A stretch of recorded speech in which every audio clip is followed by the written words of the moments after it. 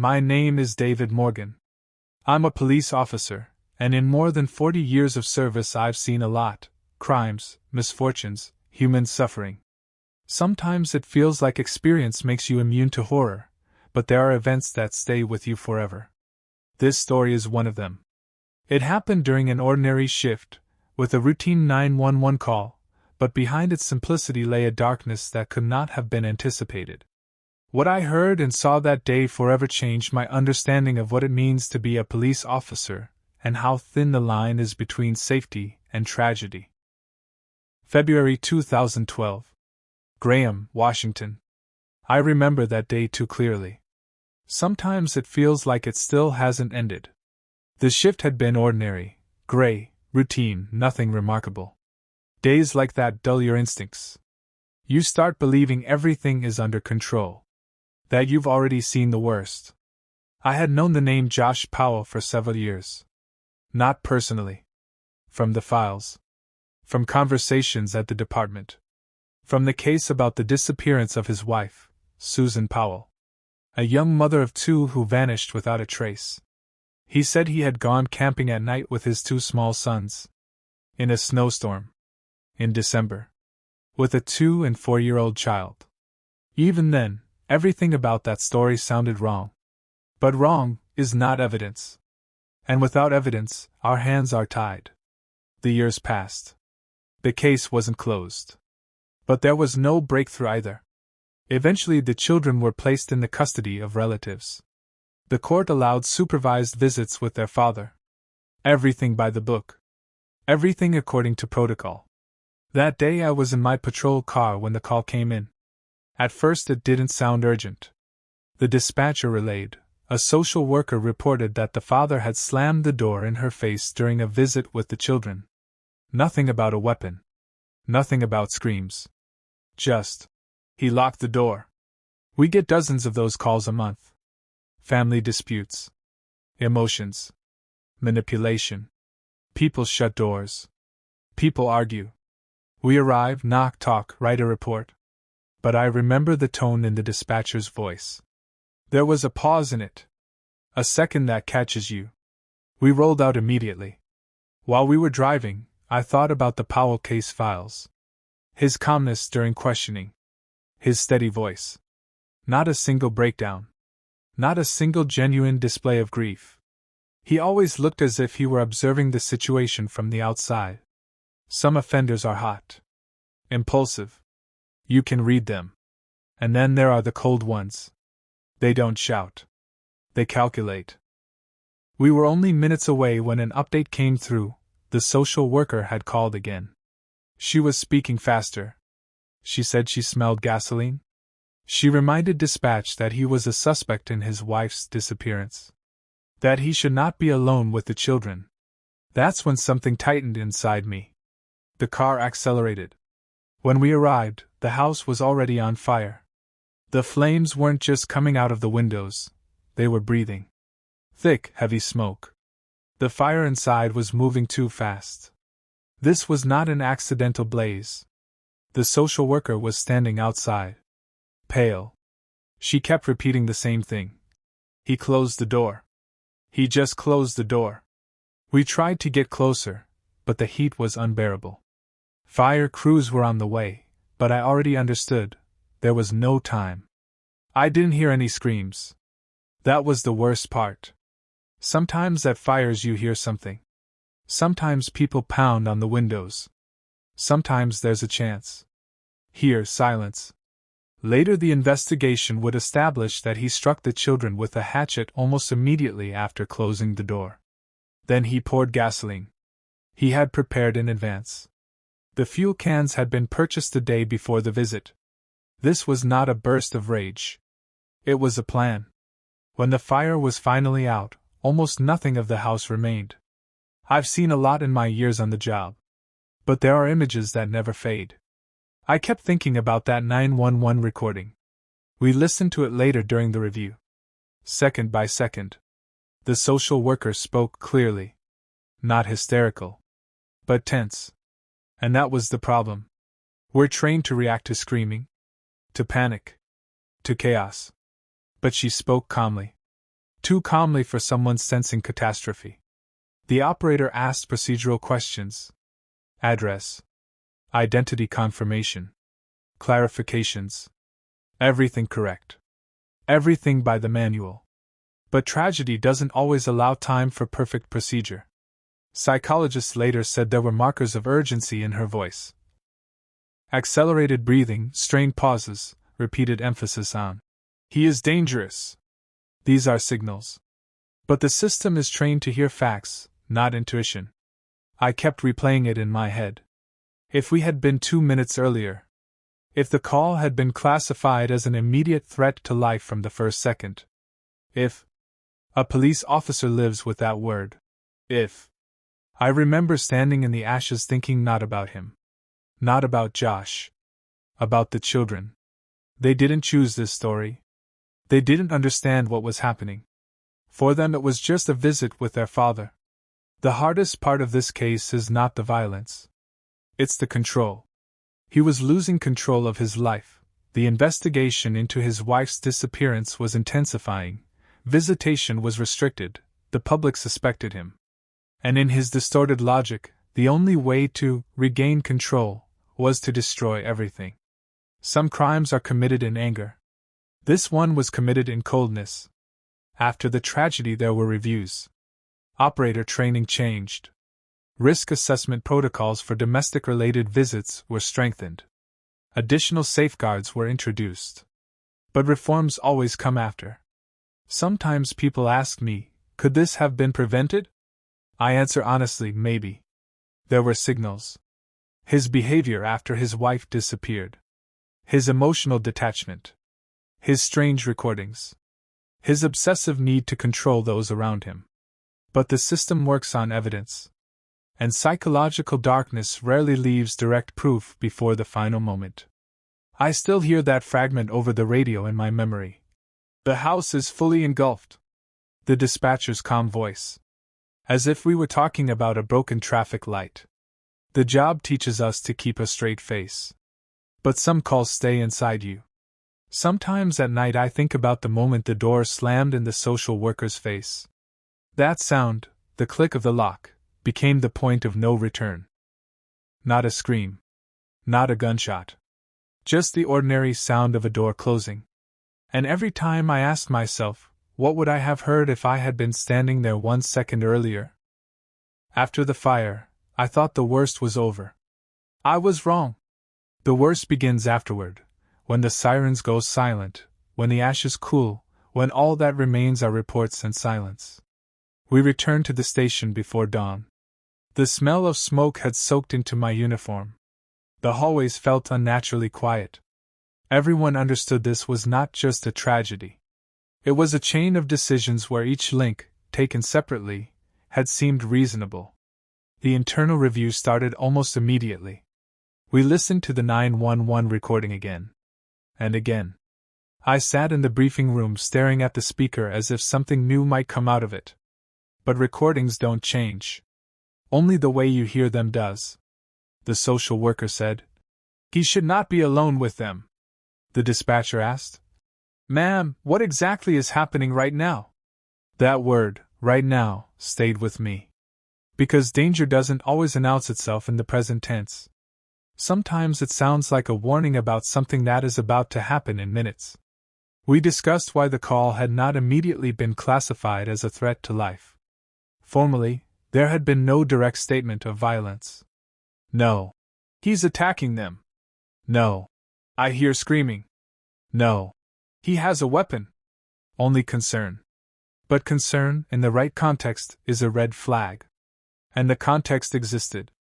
We knew Josh Powell was the primary suspect in the disappearance of Susan Powell. We knew the investigation was intensifying. We knew his psychological stability had been questioned. And still, the system processed it like another domestic dispute. I went back through his behavioral history. Interviews. Statements. Public appearances. He consistently framed himself as the victim. The world was against him. His wife's family was against him. Law enforcement was against him. That mindset matters. When someone's identity is built around control and victimhood at the same time, any loss of control becomes intolerable. They don't see consequences, they see injustice. Psychologists later described a pattern consistent with coercive control and narcissistic traits. In such cases, children are not seen as independent individuals. They are extensions, assets, leverage, proof. Losing custody was not just a legal setback for him. It was humiliation, exposure, the collapse of the narrative he had constructed about himself. And humiliation is a powerful trigger. The investigation revealed he had purchased gasoline the day before the supervised visit. That detail changed everything. It eliminated the argument of impulsivity. This was not an emotional explosion. It was premeditated containment. He had chosen the timing carefully, a supervised visit. Limited duration. Predictable schedule. Minimal outside presence. He controlled the setting. He controlled the access. He controlled the exit. And then he removed all control from everyone else. I kept thinking about the moment the door shut. That act was symbolic. Isolation is always the first step in escalating domestic violence. First emotional isolation. Then social. Then physical. Close the door. Seal the space. Remove witnesses. Afterward, during multi-agency reviews, we began reevaluating how we interpret nonviolent calls tied to high-risk individuals. The key issue wasn't that protocol was ignored. It was that protocol did not sufficiently account for psychological risk factors. We are trained to respond to actions. But violence often begins in patterns. There had been patterns. Friends of Susan Powell had described fear. Documentation of financial control. Surveillance behaviors. Obsessive recording of conversations. Emotional manipulation. Attempts to isolate her from support systems. Individually, each behavior might be dismissed as marital conflict. Collectively, they formed a structure of domination. After the tragedy, new risk assessment tools were introduced. Dispatchers were trained to identify escalation markers beyond explicit threats. Social services updated visitation safeguards when a parent is under investigation for violent crime. Policy evolves in the shadow of catastrophe. I remember sitting with one of the dispatch supervisors weeks later. She told me something I still think about. We're trained to filter panic. We're not trained to filter quiet dread. Quiet dread doesn't spike metrics. It doesn't trip alarms. It sits between the lines. I started paying attention to breathing patterns during calls. Hesitations. Repetition. The way someone emphasizes a phrase like, "He's not supposed to be alone with them." Those are signals. Subtle, but real. There is another layer that people rarely discuss. Public reaction. When the media released the 911 recording, outrage followed. Anger toward the dispatcher. Toward the system. Toward law enforcement. It's easier to assign blame to a single moment than to confront the complexity of cumulative failure. But tragedy rarely hinges on 1 second. It builds across months and years. Still, accountability matters. We cannot hide behind complexity to avoid improvement. For me, the most difficult realization was this: we had been looking for evidence of a past crime, the disappearance of Susan. We were not fully prepared for the possibility of a future one unfolding in real time. Law enforcement often focuses backward. Reconstruction. Forensics. Interviews. But prevention requires forward projection, asking not only, "What happened?" but, "What might this person do next if control continues to erode?" That shift in thinking changed how I approach similar cases afterward. Whenever I encounter an individual under investigation who exhibits extreme control behaviors and escalating stressors, I ask myself, what happens if this person believes they are cornered? Cornered individuals make unpredictable decisions. Cornered individuals with control-driven personalities make catastrophic ones. There's something else that stays with me. The absence of sound. I have responded to shootings where chaos filled the air. I have responded to violent assaults where neighbors were screaming. But that house, it burned almost in silence. No frantic pounding at the windows. No desperate shouts. Just flames. Silence can mean resignation. Or immediacy. Or something already finished. And sometimes silence is the loudest warning we failed to hear. Over time, the procedural changes became standard practice. High-risk domestic calls receive elevated priority. Cross-agency information sharing improved. Supervisory override protocols were strengthened for ambiguous but high-concern calls. That is the institutional outcome. The personal outcome is different. You begin to listen differently. You begin to treat calmness as data, not reassurance. You begin to recognize that rational speech can coexist with lethal intent. Most importantly, you stop assuming that the absence of overt violence equals safety. That lesson came at an unbearable cost. And every time I review a call involving custody disputes, prior violence, or controlling behavior, I remember the smell of gasoline described over the phone. It wasn't just fuel. It was a signal that the story was about to end. Time passed, but the case never really left me. In this job, you learn how to compartmentalize. You put one file away and open the next. You clear one scene and drive to another. That's how you survive. But some scenes don't close. They stay open somewhere in the back of your mind. Years after the fire, I still find myself replaying that timeline. Not obsessively, but analytically. That's the difference. Obsession traps you. Analysis forces you to learn. I started studying coercive control more deeply. Not just the physical violence, but the slow architecture of domination that builds long before anyone calls 911. In the case of Josh Powell, the warning signs had been there for years. Not loud. Not explosive. But steady. Isolation. Financial restriction. Monitoring. Narrative manipulation. He controlled the story inside the house long before he tried to control how the world saw him. When Susan Powell disappeared, attention focused on evidence, vehicles, phone records, timelines. All necessary. But psychological evidence is harder to quantify. Fear leaves fewer forensic traces than blood. Friends had described her anxiety. Her plans to leave. Her precautions. Those are survival behaviors. They indicate perceived threat. But perceived threat is not a chargeable offense. That gap, between psychological danger and prosecutable crime, is where many tragedies live. I began asking a different question in similar cases. What does this person stand to lose, and how do they typically react to loss? Loss of reputation. Loss of control. Loss of access. For individuals who equate control with identity, those losses feel existential. Not disappointing. Not painful. Existential.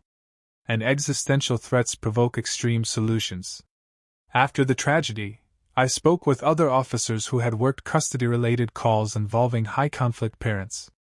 Many admitted something quietly. We often underestimate the risk when violence has not yet been proven. We look for bruises. Broken doors. Visible weapons. But the most dangerous shift sometimes happens internally, when a person decides they would rather destroy than surrender. That shift leaves no visible mark. There's a moment that keeps returning to me. Not the fire. Not the aftermath. The moment the social worker said she smelled gasoline. Gasoline has a sharp, unmistakable odor. It cuts through air instantly. For her to notice it meant it was already present. Already prepared. Preparation changes everything. An impulsive act can sometimes be interrupted. A planned one moves faster than response time. I've often thought about how calm he appeared in earlier interviews. Calmness is frequently mistaken for stability. But calmness can also be detachment. Or calculation. In training sessions after the case, psychologists emphasize something critical. The absence of emotional volatility does not equal low risk. In fact, individuals who commit family annihilation often display composure beforehand. They are organizing, not unraveling. That reframed how I assess demeanor. Now, When someone under investigation appears unusually composed while facing escalating consequences, I don't feel reassured. I ask more questions. What are they planning internally? What narrative are they building? What outcome are they preparing for? Another lesson emerged over time: isolation is rarely sudden. It's gradual. First, control over communication. Then control over finances. Then control over movement. Then control over perception. By the time physical isolation occurs, a locked door, a sealed space, the psychological groundwork has already been laid. When that door closed, it wasn't the beginning. It was the final stage. I've visited many homes since then. Custody disputes. Domestic arguments. Welfare checks. Sometimes nothing happens. Sometimes it's just raised voices and paperwork. But I never ignore the subtle cues anymore. The child who won't make eye contact. The partner who speaks only after looking for approval. The individual who answers every question for everyone else. Control speaks softly. Over the years, policies improved. Information sharing between agencies strengthened. Risk assessment models evolved.